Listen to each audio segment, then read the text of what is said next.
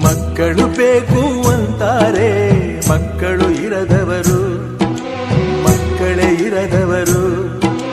ಮಕ್ಕಳೇ ಬೇಡ ಅಂತಾರೆ, ಮಕ್ಕಳ ಹೆತ್ತವರು, ಮಕ್ಕಳ ಹೆತ್ತವರು. ಈ ಭೂಮಿಲಿ ಆನಂದ ಇವರಿಂದ, ಈ ಬಾಳಲ್ಲಿ ಕಣ್ಣೀರು ಇವರಿಂದ.